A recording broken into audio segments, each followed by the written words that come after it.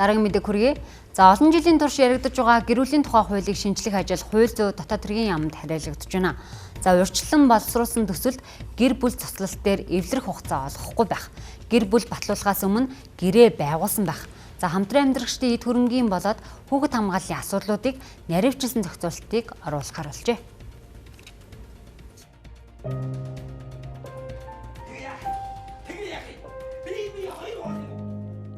Монгол улсад гэрэл туслах болон хүүхдийн эрх, гэрлэгчдийн хууль ёсны ашиг сонирхолтой холбоотой маргаан тогтмол өссөөр байна.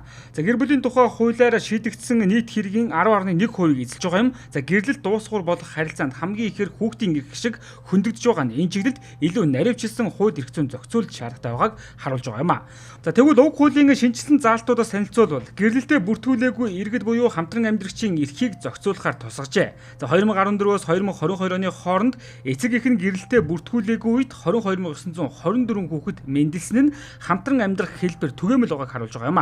Zegvч ийм тохиолдолд эд хөрөнгө хуваа хүүхэд тижээ тэтгэх зэрэг харилцааг зохицуулах эрх зүйн орчин дутмаг байсаар иржээ. За шинэ хуулийн төсөл хамтран амьдрагчийн эрх үүргийг тодорхойлж хамтын амьдрал дуусах үед эд хөрөнгө хүүхдийн эрх ашгийг хамгаалах залтыг тусгасан байна.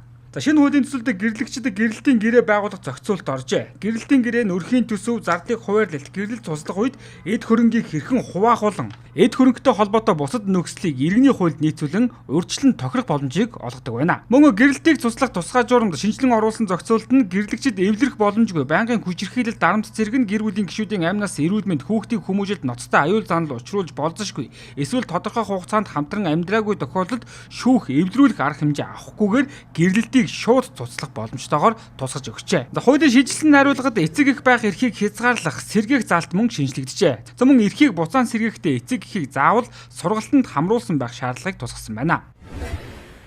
Дараагийн онцлог залт нь шүүхийн шийдвэр гүйцэтгэлийн мэдээлэлээр хүүхдийн тэтгэлгийн 50 гаруй хувь нь огт төлөгдөөгүй байдаг байна. За одоогийн тогтолцоо амжиргааны доод төвшний хувиар тооцогч хүүхдийн хэрэгцээ болон төлөгчийн орлоготой уялдахгүй байгаа талаар шүүмжил их гардаг. За иймээс шинэ хуулийн төсөлд шүүх гэрэл туслахдаа хүүхдийн тэтгэлгийг заавал хамтдан шийдвэрлэх, мөн хүүхдийн нас, амжиргааны өртөг, төлөгчийн орлого зэргийг харгалзан тэтгэлгийн хэмжээг өөрчилж батлах аргачлалыг нэвтрүүлэх залтыг нэмсэн байна.